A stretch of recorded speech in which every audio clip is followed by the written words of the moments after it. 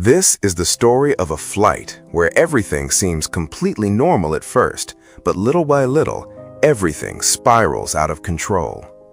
An American flight suddenly gets trapped in a deadly situation, a hijacking. But this is no ordinary hijacking, because here, one passenger is going to die every 20 minutes. And the most shocking part, the very air marshal who is supposed to stop the hijacking slowly becomes a part of the game himself. So why did this hijacking happen? Who is really behind it? And how does a highly trained officer become the prime suspect himself? The movie's name is Non-Stop. Hello friends, I'm Sam, and you are watching Know the Story Global. Before I begin the video, I have a small request. If you're new to this channel, please subscribe.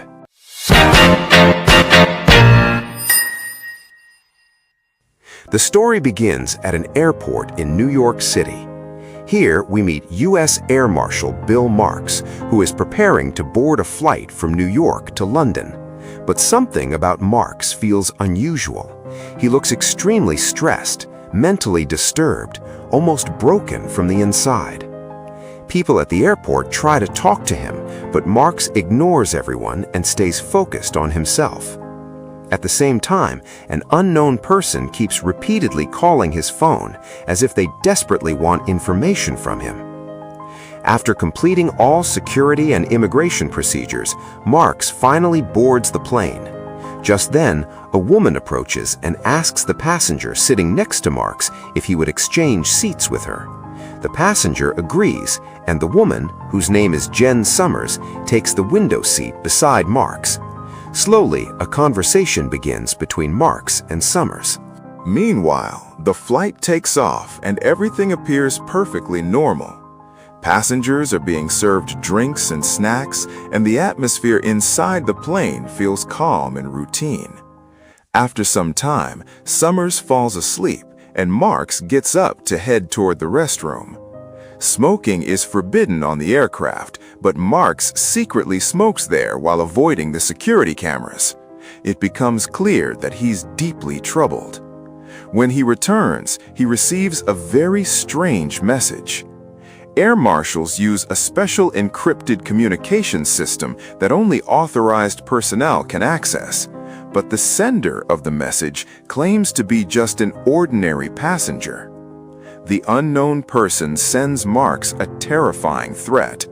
If $150 million are not transferred into a bank account, one passenger will die every 20 minutes. At that moment, Marks realizes this is no joke. Something very serious is happening on board.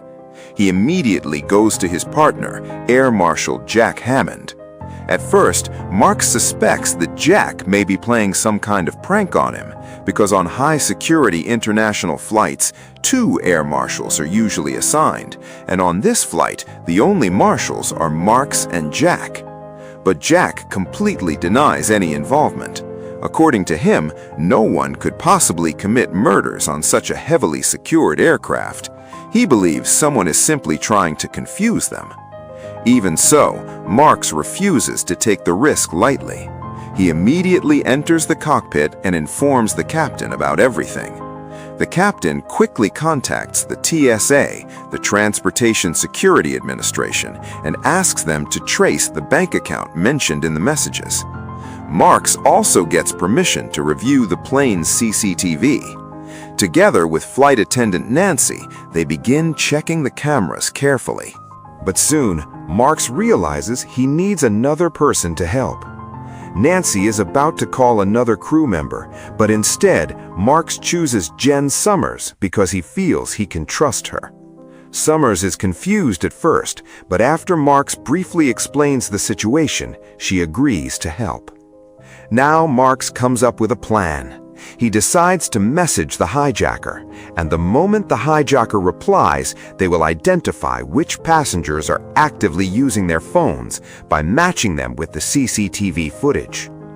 Marks sends the message, and the hijacker instantly replies, demanding that the money be arranged quickly. At the same time, Nancy and Summers start noting down the seat numbers of every passenger using a phone. Just then, TSA agent Marinick calls and says they're trying to trace the bank account. But the situation suddenly becomes even more terrifying when the hijacker sends another message. "How is your daughter Olivia?" The moment Marks reads that message, he is shaken to the core. How could someone know such personal details about his life? And at the same time, the 20-minute deadline is almost over. That's when the CCTV footage reveals something suspicious. Jack Hammond is also using his phone. Moments later, Jack suddenly walks toward the restroom. Marks becomes suspicious and follows him. As Jack tries to close the restroom door, Marks forcefully pushes his way inside, and immediately a brutal fight erupts between the two air marshals. During the struggle, Jack admits that he needs money and even offers Marks a share of it. Now, everything suddenly seems clear. Could Jack really be the hijacker? Marks tries to grab Jack's phone, but it falls into the sink. Finally, when Jack pulls out a gun and prepares to shoot Marks, Marks shoots him first and kills him. Afterward, Marks locks the restroom door from the outside and walks away. He believes the nightmare is finally over, but then another message arrives. The hijacker writes, Jack's death was also part of the plan, which means the real mastermind is still somewhere inside the plane. And the hijacker has already proven the threat true. Within 20 minutes, one person has died. Now, even Marks himself becomes confused. Could he somehow be involved in all this? But how is that even possible? He's a U.S. Air Marshal. Everyone on the plane knows who he is. So why would the ransom money be demanded into his own account? Marks desperately tries to explain himself to everyone, but by now, the entire situation has slipped completely out of his control. An order comes directly from the cockpit. Marks's badge and gun are taken away from him, and now the very man responsible for everyone's safety has become the biggest suspect on the plane. Flight attendant Nancy is still searching for Air Marshal Jack, but Jack's game is already over. When Bill Marks secretly shows her Jack's dead body, Nancy is completely shocked and starts screaming in fear. Marks quickly calms her down and somehow manages to control the situation. Then he explains that all of this is actually a setup against him. He had checked the messages on Jack's phone, and a shocking truth came out. The hijacker had been blackmailing Jack. Jack was secretly smuggling cocaine inside his briefcase, and Marks himself had seen the drugs with his own eyes. The hijacker had mentally pressured Jack so badly that he completely panicked. The plan was simple. The moment Jack thought Marks was coming after him, he would believe his secret had been exposed. First, he would try to silence Marks by offering him money, and if that failed, he would attack him. And that is exactly what happened. In the end, Jack died because of the hijacker's manipulation. And the most terrifying part? All of this happened within those same 20 minutes. Now Marks has only 10 minutes left, otherwise another person will die. So he asks Nancy for help, and despite being terrified, Nancy bravely agrees to stand by him. Together, they make an announcement saying that according to security alerts, some passengers may be carrying illegal items, so random checks will be conducted. These are the exact passengers whose seats had earlier been shortlisted using the CCTV footage. Now Marks begins checking everyone one by one. Even those who refuse to cooperate are searched. During the investigation, one particular man catches Marks's attention. This is the same man Marks had spoken to before boarding the flight. That man had claimed he was traveling to Amsterdam, but now he is sitting on a flight to London. Immediately, Marks becomes suspicious of him. The man's name is Tom Bowen. Marks pulls him aside and starts questioning him, but Tom explains that someone had simply paid him $100 to find out Marks's destination. As for the Amsterdam story, he says he casually made it up. Marks still doesn't trust him. But just then, TSA agent Marinick calls and confirms that Tom is nothing more than an ordinary school teacher, completely innocent. Not just Tom, every passenger on the flight has a clean record. And then comes the most shocking revelation of all. Now there is only one suspect left on the list, Bill Marks himself. Because the bank account provided by the hijacker is registered under Mark's own name. And TSA also discovers something disturbing. Marks was not originally assigned to this flight. Instead, he had personally pressured the department to place him on it. Hearing all this leaves Marks completely stunned, because he himself had no idea of any of it. Marinick finally tells him, "You are no longer an air marshal. Your job is over." But Marks has no time to process any of this because the next 20-minute countdown has already begun. He ties up Tom and places him at the back of the plane.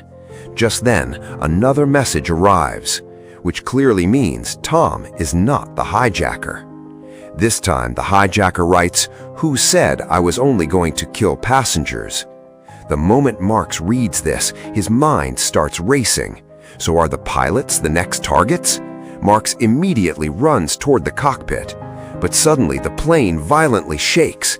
Heavy turbulence hits the aircraft, and the plane begins dropping rapidly, causing panic among all the passengers. Trying to maintain balance, Marks finally reaches the cockpit and discovers pilot David lying unconscious. There is a passenger on board named Dr. Fahim, who is a doctor. Marks immediately calls him into the cockpit to examine the pilot. At that moment, another passenger tries to force his way inside, Austin, an officer from the New York Police Department. Austin starts yelling at Marks and demands to know what is happening, but Marks somehow calms him down and sends him back to his seat. A few moments later, Dr. Fahim delivers horrifying news. The pilot is dead. And the most shocking part, there are no visible injuries on his body, which means he was poisoned. Marks tells the doctor not to reveal this information to anyone else. Then he begins questioning co-pilot Kyle. Kyle says that no one entered the cockpit during the last 20 minutes. At this point, suspicion could easily fall on Kyle too, but looking at his condition, it seems he is genuinely confused and terrified himself. Marks orders him to keep the cockpit door locked until the plane lands, because if anything happens to Kyle, there will be nobody left capable of flying the aircraft. Marks returns to the cabin, where frightened passengers immediately start questioning him. Everyone feels that something serious has happened inside the cockpit. Marks somehow calms the passengers and claims that the situation is under control. But inside, everything is falling apart. And then, another message arrives. Once again, the 20-minute timer resets. Desperate and frustrated, Marks calls Marinick and explains that one passenger and the pilot are already dead, and that he himself had killed another air marshal. He begs them to immediately transfer the $150 million into the account, otherwise the remaining 147 lives on board are in danger. But by now, TSA and Marinick fully suspect Marks himself. They refuse to believe anything he says and completely cut off communication with him. They even instruct the co-pilot not to talk to Marks anymore. Now, Marks is completely alone. Meanwhile, tension inside the aircraft keeps rising as passengers whisper and panic among themselves.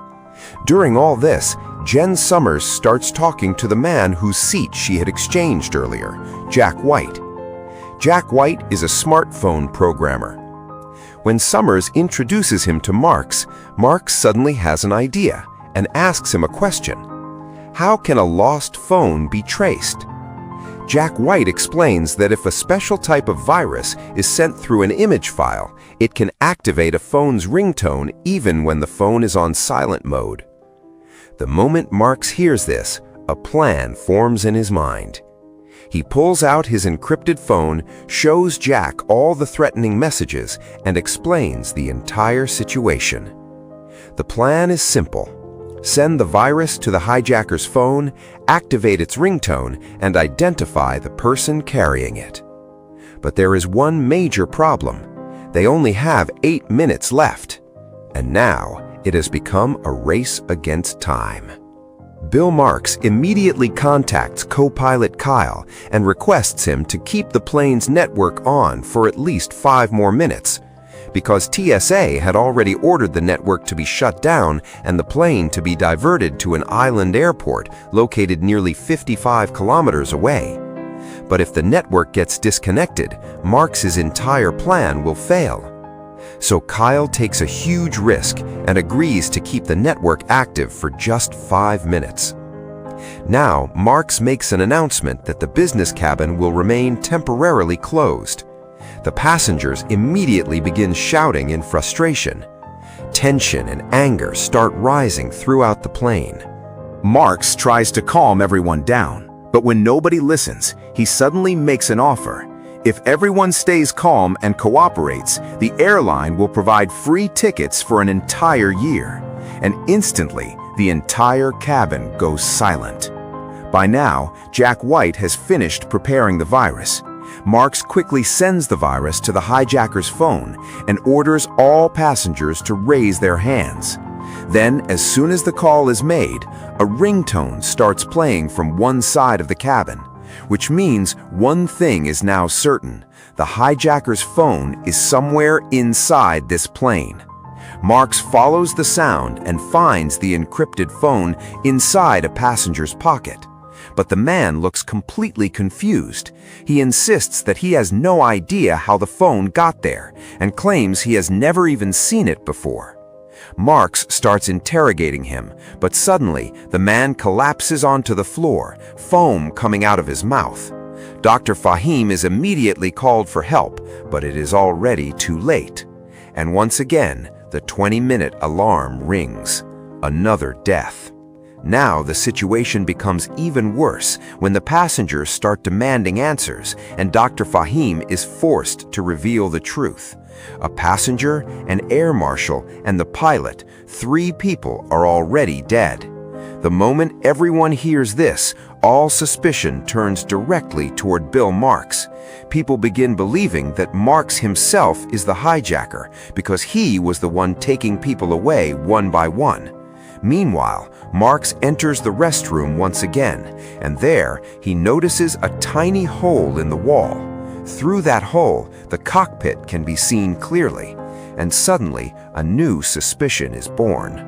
Marks remembers that before he went to speak with the captain, he had seen a woman enter the restroom, and after her, Jen Summers had gone inside as well. Now Marks directly confronts Summers and asks her what she was doing there. He also asks why she specifically chose the seat beside him. Summers feels deeply hurt. She says, "When everyone was against you, I was the only one supporting you, and now you suspect me?" Then she reveals her personal story. A few years ago, she suffered a heart attack and remained unconscious for almost 40 minutes. Doctors warned her that another heart attack could happen any time, especially during flights where the risk is higher. That is why she always chooses a window seat, so if something happens, she can peacefully look outside in her final moments. After hearing this, Mark's suspicion disappears and he apologizes to her. Then Marks hands Summers the hijacker's phone, and Summers successfully unlocks it. But the moment the phone unlocks, a message suddenly pops up: "You left me with no choice." And immediately, a 30-minute timer starts counting down. Now everything becomes clear. This is not just a hijacking anymore. This is a deadly time bomb game. The phone is actually connected to a bomb trigger, and that bomb is hidden somewhere inside the plane. Without wasting a second, Marks orders Nancy to search every passenger's luggage. Meanwhile, he rushes straight towards Jack Hammond's briefcase, and the moment he opens it, Underneath the cocaine, there is a bomb. His suspicion was right. At the same time, passengers begin watching the news on their phones, and outside in the world, Bill Marks has officially been declared a terrorist. The hijacker used Marks's own bank account to frame him completely. Now, even the passengers on board believe he is the terrorist. The moment Marks enters the cabin, Austin and several passengers attack him. Marks fights back, but there are simply too many people. Together, they overpower him and are just about to kill him. That's when Marks screams, "There's a bomb on this plane! It will explode within 30 minutes!" The second everyone hears that, they freeze. At that moment, Tom Bowen picks up Marks's gun and orders everyone to back away. Trying to catch his breath, Marks finally tells everyone his story. His daughter died at a young age. He's divorced, completely alone, and despite all that, he has spent years serving his country. Then he says, "I am not the hijacker. I'm trying to save all of you." And this time, people finally believe him. Tom returns the gun to Marks, and Marks asks Austin to untie his hands. Now, Austin also joins Marks and asks what the plan is. Marks explains that according to flight protocol, they must take the aircraft to 8,000 feet and move the bomb to the rear section of the plane. Because at that altitude, the air pressure is lower, which will reduce the impact of the explosion. And if all passengers are shifted toward the front cabin, casualties can be minimized. It is an incredibly risky plan, but they have no other option left. Meanwhile, passengers notice fighter jets appearing on both sides of the plane, escorting the aircraft. The fighter jets order co-pilot Kyle to bring the plane down immediately. But Marks quickly contacts him and says, "We have to reach 8,000 feet, otherwise the blast will kill everyone." Now, the final decision rests in Kyle's hands. Co-pilot Kyle comes under enormous pressure. On one side, there are direct orders from the fighter jets. On the other is Bill Marks' dangerous plan. But Kyle shows courage and says, "Give me 10 minutes, I'll handle this." Meanwhile, Marks shows the bomb to Austin and a few others. And this is no ordinary bomb. It is a military-grade explosive.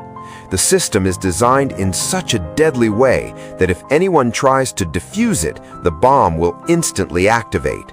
And if someone throws it out of the plane, the pressure change will trigger the explosion anyway. In simple words, stopping this bomb is impossible. Now that the explosion is unavoidable, Marks comes up with another idea. He tells everyone to pile all the luggage on top of the bomb to reduce the blast impact. Passengers immediately start working together. Within minutes, huge stacks of baggage are placed over the bomb. At the same time, reaching 8,000 feet remains critical because lower air pressure will reduce the explosion's power. Just then, TSA calls and informs Marks that the $150 million have already been transferred to his account. And if he lands the plane safely, he will not be arrested, which means the world still believes he is the hijacker. Marks tries to explain the truth, but TSA already has video evidence showing him threatening passengers with a gun. That is why everyone still sees him as a terrorist. Suddenly, Marks notices a young passenger still using his phone. He immediately grabs it and realizes that the video was uploaded from that very phone. And then the entire situation suddenly flips upside down. Tom Bowen stands up and points a gun at Austin, taking him hostage. Austin tries to defend himself, but when he attempts to fire back, he discovers the gun has no bullets. Using the confusion, Tom disappears into the cabin. But now comes the real twist. While Mark searches for Tom, Jack White suddenly appears at the rear of the plane and takes Austin hostage, which means there are actually two villains, Tom Bowen and Jack White. During the struggle, Jack White shoots Austin and then grabs Nancy. At the same time, Tom attacks Marks from behind with a knife and steals his gun. Now Tom finally reveals the truth behind the hijacking. This entire operation was a protest against the September 11th attacks. Tom believes the attack on the Twin Towers happened because of America's security failure. That's why he wanted another incident where a U.S. Air Marshal himself would be blamed as a terrorist, so the world could witness the weakness of American air security and future systems would become stronger. Meanwhile, Jack White admits that he joined the plan only for money, but when Marks tells them they will never receive a single dollar, White changes the plan. Now he wants them to parachute out of the plane and later withdraw the money from Mark's account. But Tom immediately responds, "This was always meant to be a suicide mission. Nobody is supposed to survive." Even then, Jack White still tries to escape, and in the very next second, Tom shoots him dead. At that exact moment, co-pilot Kyle suddenly forces the aircraft into a steep dive. The plane drops so violently that passengers, luggage, Tom, and Marks are all thrown backward through the cabin, smashing into the walls and ceiling. But the moment the plane reaches 8,000 feet, Kyle stabilizes it. And right then, Mark's gun floats through the air in slow motion. With perfect timing, Marks catches it, and without wasting a second, he shoots Tom directly in the forehead. At the exact same moment, the bomb in the rear section explodes. The back of the aircraft is completely destroyed, but Mark's plan works. Because all the passengers had already been moved to the front section of the plane, everyone survives. Now, co-pilot Kyle prepares for an emergency landing. The tail section is destroyed, the engines are failing, even the wings are badly damaged, but Kyle refuses to give up. The plane crash lands onto the runway and finally comes to a stop. The moment the aircraft stops, emergency doors open and all the passengers safely evacuate.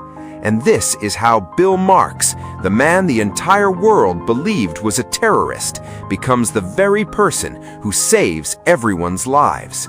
Every accusation against him disappears instantly, and he emerges as a true hero.